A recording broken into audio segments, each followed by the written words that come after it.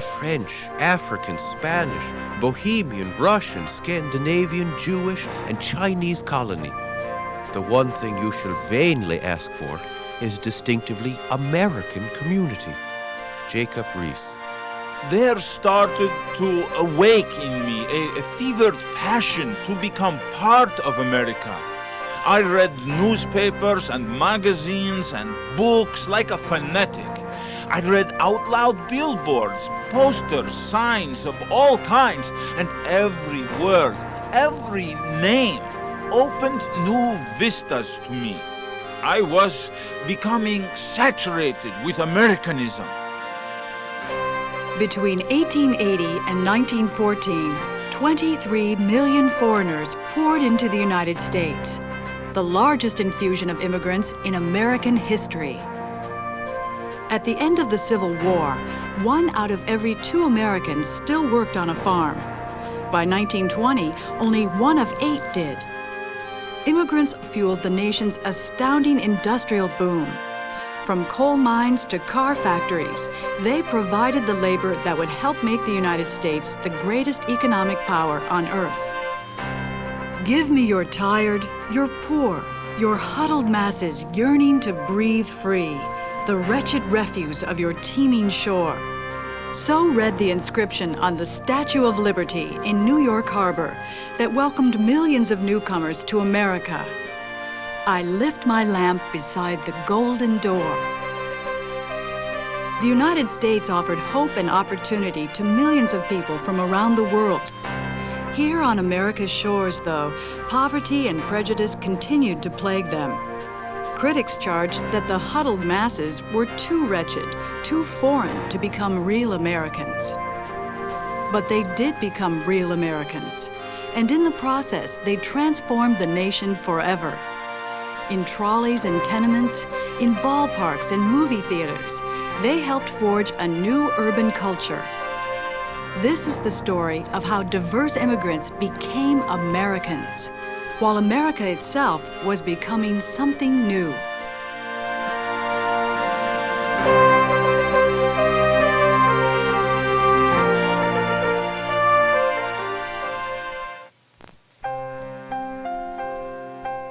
We've always been a nation of immigrants, but the immigrants have come in waves, and each wave has brought people from different parts of the old world. So we began the process over again of getting along with new kinds of people, with adapting to them and they adapting to those who'd already been here. So until the late 19th century, most immigrants who came were of the same kind of Anglo-Saxon stock from Western Europe as the earlier settlers in this country. What distinguishes the new immigration, beginning with about 1870, is that now we are seeing people coming from parts of the world where they had not come before. In Europe, industrial revolutions were replacing household production and farming. So more and more people left their small farms for cities like London, Hamburg, and Amsterdam. And millions continued on to the new United States, where wages were higher, food was more plentiful, and land was easier to buy. Industrialization then seized Southern and Eastern Europe, countries like Italy, Poland, Hungary, and Russia. Here too, factories displaced small craftsmen, and cash crops displaced small farmers. So they too migrated to the United States. The new immigrants came for many of the familiar reasons: for economic opportunity, for greater freedom, political freedom, and religious freedom, because Europe was at war with itself for much of the 19th century.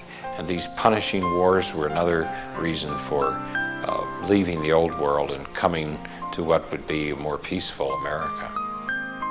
After 1890, 80% of America's immigrants came from Southern and Eastern Europe, including 3 million Italians, 2 million Jews, and 1 million Poles.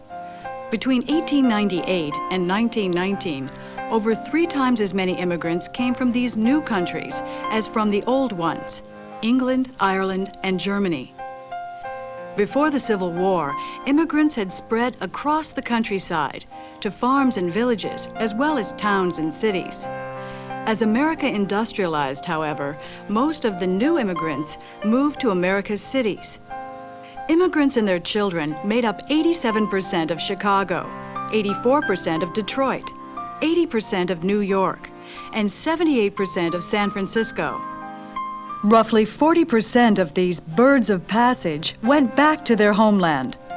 For some ethnic groups, the figure was as high as 60%. And many of these people who came never intended to stay in the United States for very long.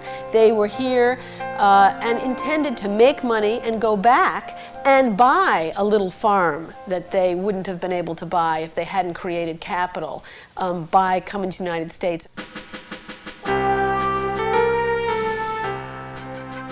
Work was easy to find in America's booming industrial economy. By 1913, U.S. production equaled that of its three biggest European rivals, England, France, and Germany, combined. European immigrants provided much of the labor to power this enormous growth. Not every foreigner is a working man, a Chicago minister observed, but every working man is a foreigner. Wages were almost always higher in America. A Mexican worker who earned 12 cents a day on a farm or hacienda could make $1 a day on American railroads. Often, though, this boost in salary could not cover the higher cost of living in the United States. In Chicago, for example, a typical meatpacking worker earned only 1/3 of what a family of four needed to survive. So immigrants had bigger families, and almost everyone in the family worked. In a city like Buffalo, New York, we now know that the average Italian immigrant woman had 11 children. That's the average. What that means is that 15 or 16 was not uncommon.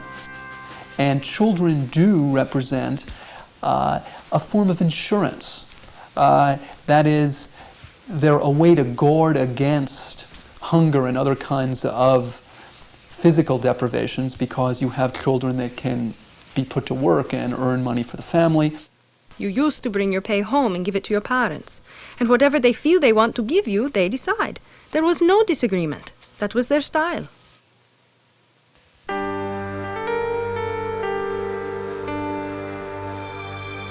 Children and their parents spent long hours at dangerous and often monotonous occupations.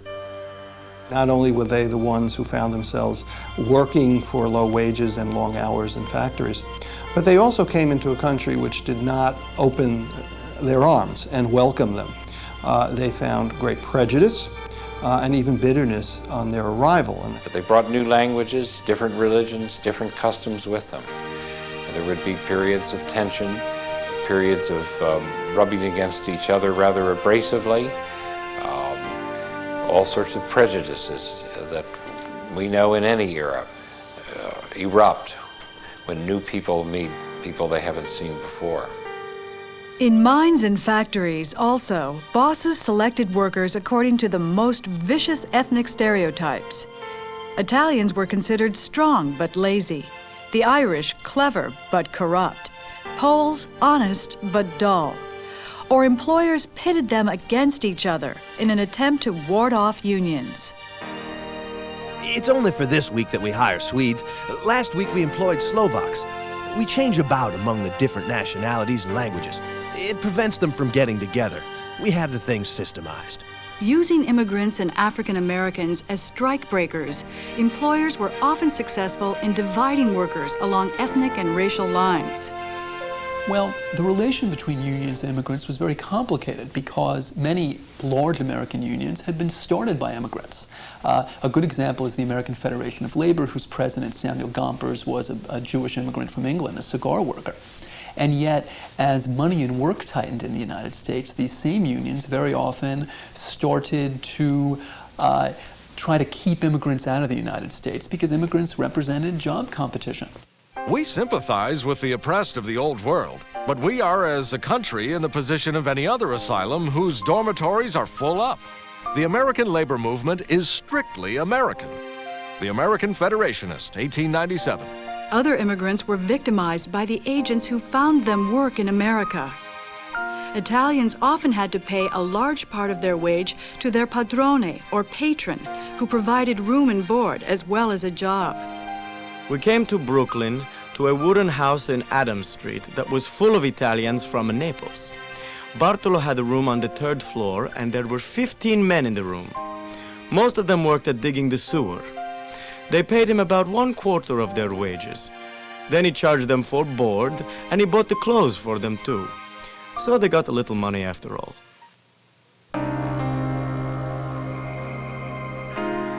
With so little money, immigrants clustered together in squalid urban neighborhoods. There were no bathrooms in the buildings. There was no running water in the buildings, so you had to carry water from the basement of the building up until 2, 3, or 4 floors of steps to get into your own apartment. With names like Little Italy, Polish Hill, and Chinatown, these ghettos were ridden with poverty, filth, disease, and sometimes even death. The hall is dark, and you might stumble over the children pitching pennies back there. The sinks and toilets are in the hallway, that all tenants may have access, and all be poisoned alike by their summer stenches. Listen, that short hacking cough, that tiny helpless wail, what do they mean? A child is dying with measles. With half a chance it might have lived, but it had none. Jacob Reese. In Pittsburgh, 55,000 people, mostly immigrants, contracted typhoid from the poisoned water supply. In Baltimore, they ate oysters from polluted rivers and developed deadly stomach diseases. And in New York, home to the largest number of immigrants, 1/3 of Italian babies did not live to see their first birthday. All of the time I hear about the grand city of New York. I learned that New York is 2, 3, 4, 10 times bigger than Italian city. I think I'm going to a great city, to a grand country, to a better world, and my heart developed a big admiration for America. I arrive in New York. You think I find here my idea? Alessandro De Luca.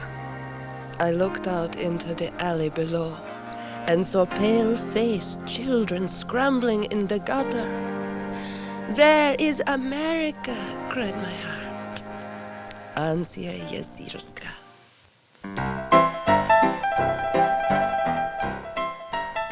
To survive in America, immigrants depended on each other.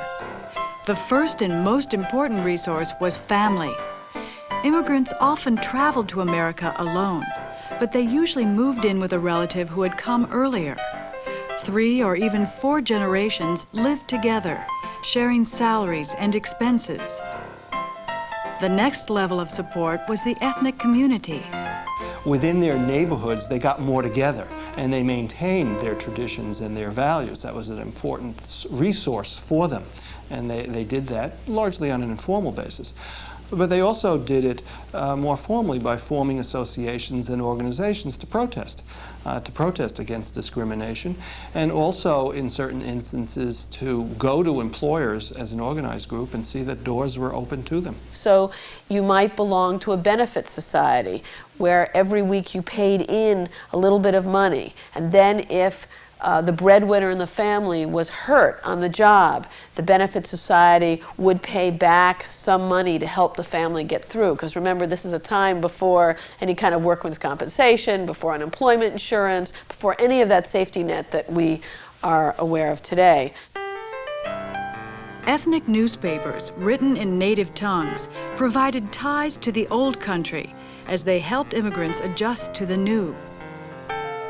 Ethnic grocery stores offered the tastes of home. Another way they could go around is actually to change the politics of the situation. We have many immigrant groups who decide to do their best to take over local political organizations. So the Irish are very, very good at this in many American cities in the Northeast. And that will provide many opportunities for Irishmen when you can start electing Irish local politicians who can provide jobs, who can provide all sorts of services to Irish immigrant communities. In the words of New York City political boss George Washington Plunkett in 1905, If there's a fire in 9th, 10th, or 11th Avenue, any hour of the day or night, I'm usually there as soon as the fire engines. If a family is burned out, I buy clothes for them and fix them up till they get things running again. It's philanthropy, but it's politics too. Mighty good politics. Who can tell how many votes one of these fires brings me? The poor are the most grateful people in the world, and let me tell you, they have more friends in their neighborhoods than the rich have in theirs.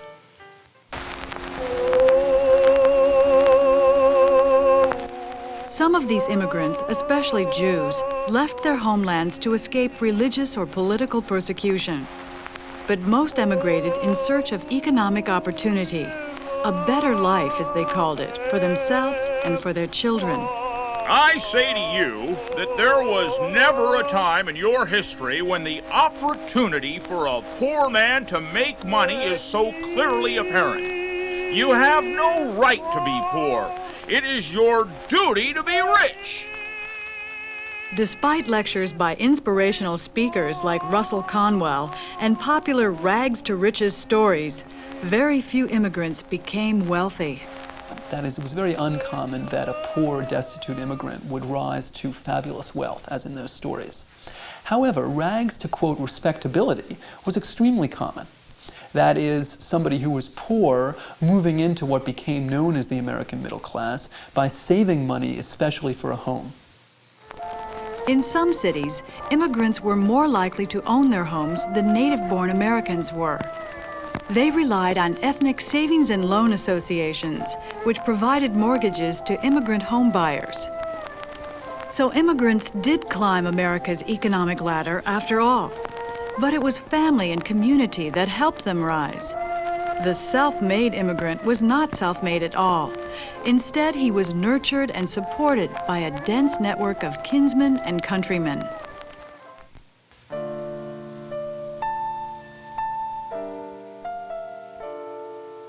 Our dollar bills say e pluribus unum, from the many, one.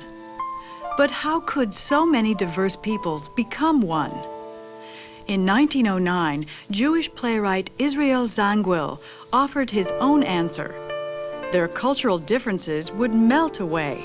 There she lies, the great melting pot. Listen, can't you hear the roaring and the bubbling? Oh, what a stirring and seething. Celt and Latin, Slav and Teuton, Greek and Syrian, black and yellow, how the great alchemist melts and fuses them with his purging flame. Here shall they all unite to build the Republic of Man and the Kingdom of God. Zangwill, an immigrant himself, thought this melting process would happen naturally. But other Americans were not so sure. Immigrants from countries like Italy, Poland, and China were so different, they said, that special efforts would be needed to Americanize them. Employers led the way, designing programs to make their immigrant workers more American. Special classes helped the workers learn English and tried to promote thriftiness, cleanliness, and punctuality. Public schools were obviously the most important institution that the immigrant family confronted because children were required by law to go to school, and here the language was taught, the culture was taught, and it was a very important force for Americanizing these children. Education was free. That subject my father had written about repeatedly as comprising his chief hope for us children. The essence of American opportunity, the treasure that no thief could touch, not even misfortune or poverty. It was the one thing that he was able to promise us when he sent for us. Surer, safer than bread or shelter.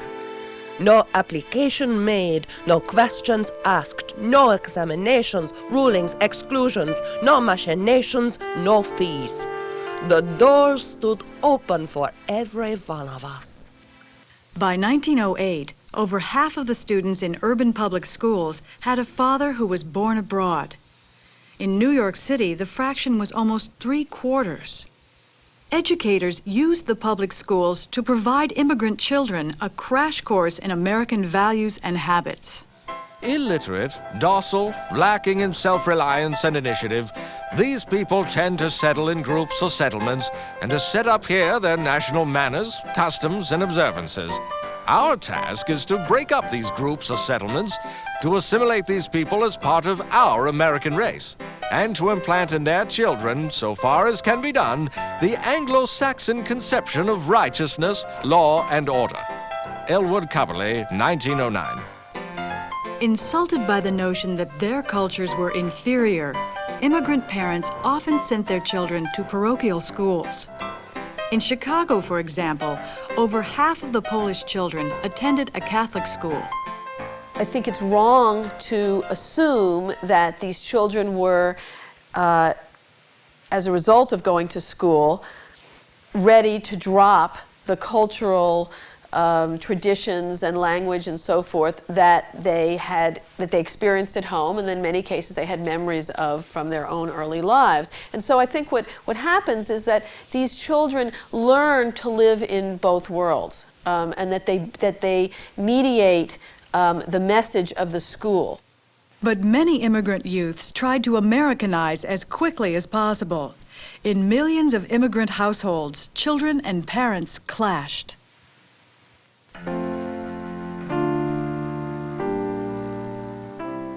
My big, pretty daughter is not the girl I knew. I talk to her in Yiddish and she replies in English. She does not like to have me light the Sabbath candles. When I light the candles, she blows them out. She makes fun of me and her father. She calls us greenhorns. Once, I saw her standing on the stoop with a boy. So I went up to her and asked her when she would come up. She did not even reply because I had called her by her Jewish name. But I cannot call her by her new name. Often immigrant children, that is children of immigrants who had been born in the United States, were very embarrassed of the so-called greenhorn ways that their parents had. Their parents' accents or even their inability to speak English, the food that they cook, the clothes they wear. And so children would come back from school and they would say, I don't want to eat your sandwich, or I don't want to wear your clothes, or I don't want to speak your language because that's a reminder that I'm different. Immigrant children often received their new names in public schools. In one New York school, Esther Oberrein became Esther O'Brien. In another, Giuseppe Vagnati became Mike Jones. When a teacher changed Leonardo Coviello's name to Leonard Covello, which was easier for her to pronounce, his parents complained. But Leonard, a new American, sided with the teacher. What happened to the E in Coviello? You don't change a family name. You don't understand. Will you stop saying that? What is there to understand? Now that you've become Americanized, you understand everything and I understand nothing.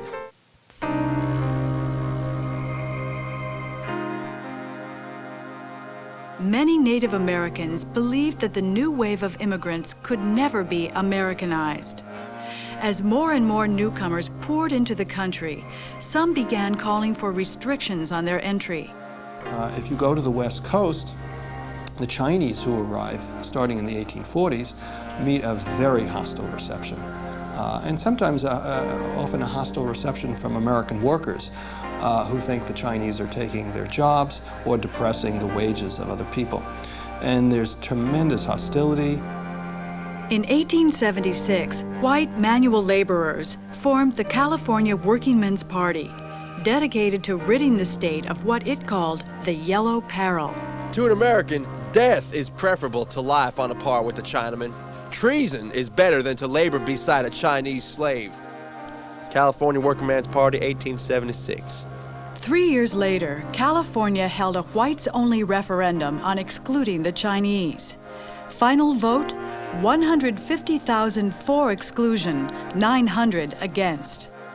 In 1882, Congress passed the Chinese Exclusion Act, which barred further entry of Chinese laborers.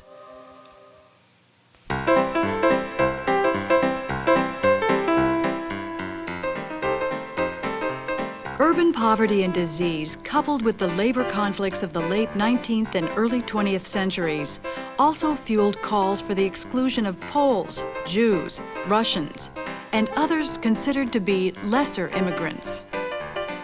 Spouting a new brand of so-called scientific racism, critics charged that these groups were diluting the genetic stock of Anglo-Saxon America. From the rate at which immigrants are increasing, it is obvious that our very lifeblood is at stake. There is a great hazard in the mongrelizing of distinctly unrelated races. Michael F. Geyer, 1916. Scientific racism was an attempt to give the aura or the authority of science to the racist idea that there was a rung or a hierarchy of peoples, that the Anglo-Saxon people were superior, and it went down from there. Other peoples, including Slavs, Jews, blacks, were somewhat lower on the ladder. And scientific racism was an attempt to, quote, prove that scientifically, especially in departments of anthropology and eventually in departments of eugenics. Eugenics being the movement to try to control the American population via not just birth control, but sometimes forced sterilization, to make it a, quote, purer race. Unlike the Chinese, Southern and Eastern Europeans were never excluded outright from America's shores. In the 1920s, however, Congress would enact new restrictions that sought to return America to its ethnic balance of the 1890s, before the huge influx of Italians, Jews, Slavs, and Poles. But there was no turning back. For in America's cities, the new immigrants had already created a new urban culture.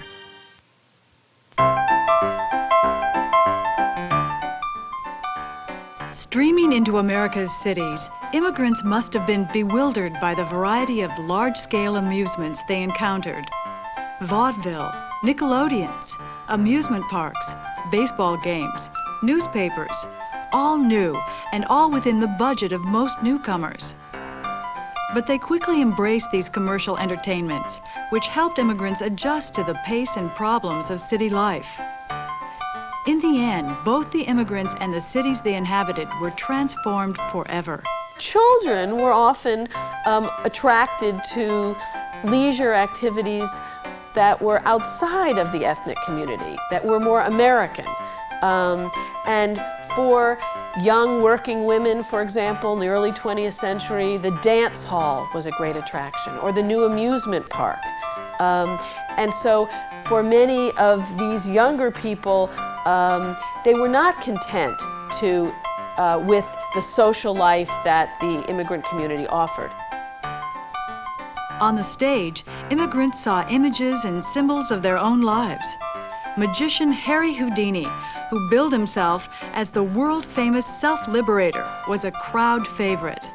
Houdini is a good example. Houdini was, of course, a master of escape, which was something that all the immigrants had done in one way or another. They had escaped from one environment and transformed themselves. So when they watched Houdini, what they saw was a kind of symbolic reenactment of their own experience.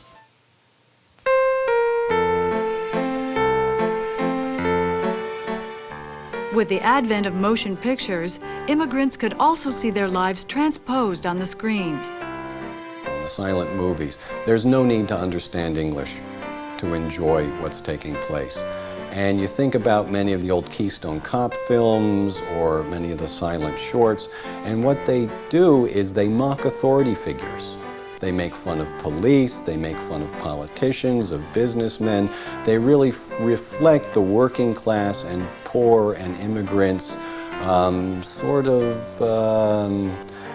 difficult or contradictory relationship to these people in positions of authority. Between 1/2 and 1/4 of Nickelodeon patrons were children. For immigrant youngsters especially, the movies provided an escape from parental control. Teenage couples called the last row of the theater Lover's Lane. The one place I was allowed to go by myself was at the movies. My parents wouldn't let me go out anywhere else, even when I was 24.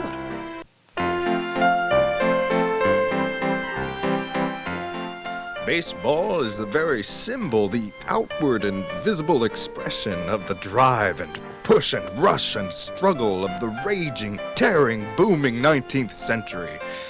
Mark Twain. America's newest citizens also helped make baseball its national pastime. In ballparks across the country, immigrants witnessed speed, timing, and efficiency, the very qualities that the new industrial economy demanded. And just like the economy, baseball emphasized strict rules and regulations. To win in baseball, or in America, you had to play by the rules.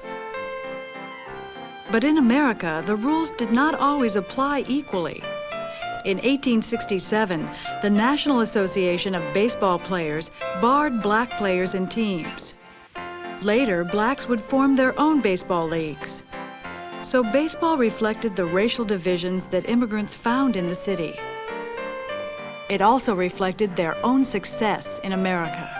So many of the stars were immigrants or from immigrant communities. They had last names like LaJoy.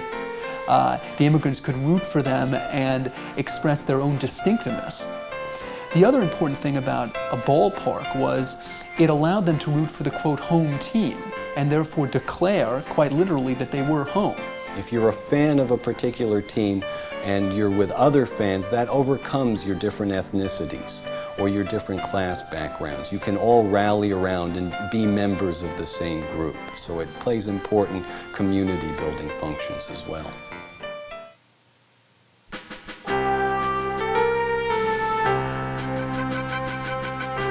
And you could follow the home team in the local newspaper. America became a nation of newspapers because its new citizens did not share a common past. What immigrants shared were the immediate events of the present, the news. Aided by the inventions of the telephone, telegraph, and high-speed press, metropolitan newspapers doubled in number between 1870 and 1900. Savvy publishers like William Randolph Hearst and Joseph Pulitzer were quick to pick up on the pulse of the nation. Newspapers helped personalize an impersonal environment. In cities, you had millions of newcomers from literally all over the world. Very often people that could not speak each other's languages. And what the metropolitan press, the newspapers, did was, through human interest stories, stories about romance, stories about crime, stories about other kinds of dramatic individual achievements and phenomena, was they made that environment personal. Somebody from England or somebody from Scandinavia or somebody from Romania, they could all look at the same newspaper and they could share in a single event.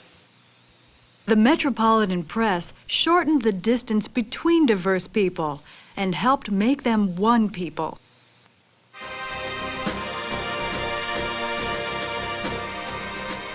The arrival of over 23 million immigrants to American shores coincided with revolutions in industry and technology. American work and culture were forever changed. So too were the immigrants. Their labor and spirit helped transform America into a global power. But for the immigrants, the American dream carried costs as well as opportunities. As they climbed America's ladder of success, they felt their children slipping out of their grasp. And they often felt oddly divided, caught uncomfortably between two worlds. It was their children, of course, who went to school and who learned to speak English and who then functioned as a kind of translator between the family and the larger society. The children sort of had a foot in both worlds. In 1929, Bulgarian immigrant Stoyan Christo began to look back on his life. What are we? Are we still what we were before we came to America? Or are we half Americans and half something else? In search of an answer, Christo would return to his native Bulgaria. But even there, he felt out of place. So he came back, once and for all, to the new nation that he now called home. What joy upon my return to America. I felt like a child at the sight of his mother from whom he had been separated for months. Without unpacking my things, I walked for nearly 2 hours up and down Broadway like a man possessed. Everything that my eyes beheld, I felt like embracing with my arms. I cannot leave America.